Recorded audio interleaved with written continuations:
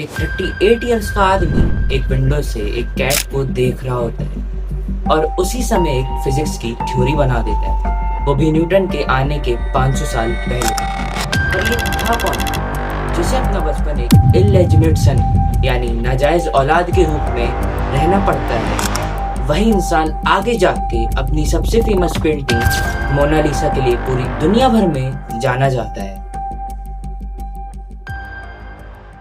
This is the first episode of Understanding Intelligence, where we decode people and their mind to make your mindset more powerful via story.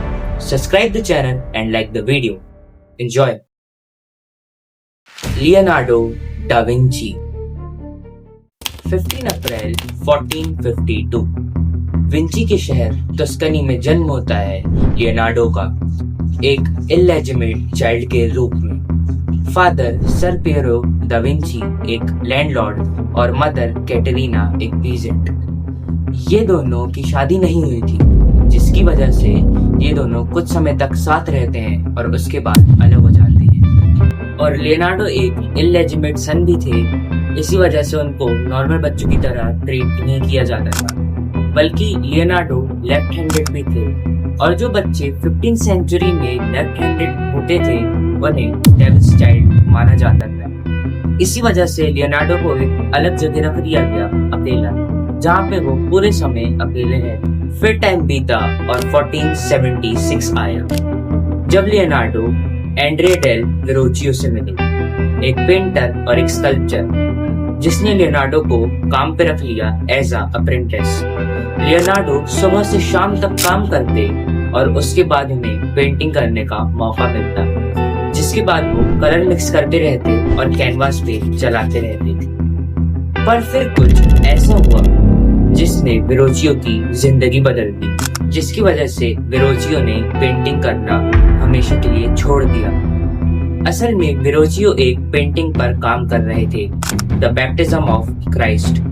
जब ये painting वो बना रहे थे तो उसमें एक एंजल लियोनार्डो ने भी बनाई थी, जिसमें इतनी ज्यादा साइकोलॉजी और डेप्थ थी कि वेरोचियो वो अपनी पूरी जिंदगी में अचीव नहीं कर पाए थे। और वो कहते हैं कि एक बच्चे ने मुझे हरा दिया है, अब मैं पेंट ब्रश कभी नहीं उठाऊंगा। और वेरोचियो ने वही किया, उन्होंने पेंटिंग करना हमेशा के लिए छोड़ दिया और लियोनार्डो ने अपनी पेंटिंग्स बनाना कंटिन्यू रखा, जिसके बाद उन्होंने अपनी पेंटिंग्स में इम्प्रूवमेंट भी किए।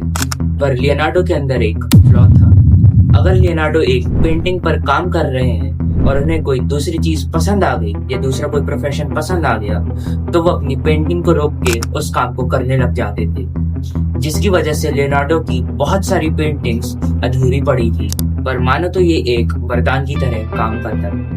ना जाने इस चीज ने लियोनार्डो को कितनी स्किल्स में एक्सपर्टीज हासिल करवाई थी। और लियोनार्डो को पॉलीमैथ भी कहा जाता था और कहा जाता है। पॉलीमैथ एक ऐसा पर्सन होता है जिसके पास बहुत सारी स्किल्स में एक्सपर्टीज होती है। और अब हम स्टोरी पे वापस आते हैं, द बैप्टिज्म ऑफ क्राइस्ट। इस पेंटिंग के बाद लियोनार्डो की ब्रिलियंट थिंकिंग वेरोचियो की समझ आने लगी थी, जिसके बाद 1472 में लियोनार्डो ने फ्लोरेंटीन वर्कशॉप ब्रदरहुड ज्वाइन कर लिया और उसमें प्रोफेशनली वर्क करने लगे।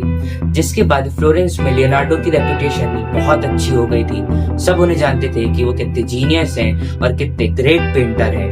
1476 9 अप्रैल फ्लोरेंस टेम्ब्यूरो, एक पब्लिक कंप्लेंट बॉक्स जिसमें एक लेटर आता है कि एक 17 साल के लड़के को लियोनार्डो ने हरेस किया है और लियोनार्डो गे है। 15th सेंचुरी में जो गे होते थे उन्हें या तो मौत दे दी जाती थी या तो जिंदा जला दिया जाता था, जिसके बाद ये चीज कोर्ट में जाती है। पर इसका कोई प्रूफ ना मिलने के कारण लियोनार्डो को छोड़ दिया जाता है। पर फिर भी लियोनार्डो की पूरी रेपुटेशन फ्लोरेंस में बर्बाद हो जाती है, हर घर के दरवाजे उनके लिए बंद हो जाते हैं। पर फिर लियोनार्डो को फ्लोरेंस लीव करना पड़ा और वो और अपॉर्चुनिटीज के लिए मिलान आ गए, जिसके बाद लियोनार्डो ने 1482 में ड्यूक ऑफ मिलान लुडोविको स्फोर्जा के लिए एक जॉब एप्लीकेशन लेटर लिखा, जिसके बाद स्फोर्जा ने लियोनार्डो को काम पे रख लिया। उसके बाद लियोनार्डो ने as a military weapon engineer, sculpture और पेंटर ये सारे प्रोफेशन से काम किए। और सबसे ज्यादा मिलान की आर्मी के लिए वेपन्स डिजाइन किए और व्हीकल्स बनाए, जैसे armoured tanks, machine guns, giant crossbow और ना जाने कितने इन्वेंशंस जो सल्तनत तबाह करने का पोटेंशियल रखते थे, और आधे तो उनकी बुक में ही कैद रह गए। Lessons from the story. First, build your thinking with different perspectives. Second, get exceptional at one thing, then go to the next. Third, accept the loneliness and work on yourself. Fourth, make a mentor and learn from them. I know video बहुत छोटी है, इसका part 2 आने वाला है, ये part 1 है और इसका पार्ट 2 जल्दी आएगा। बाय।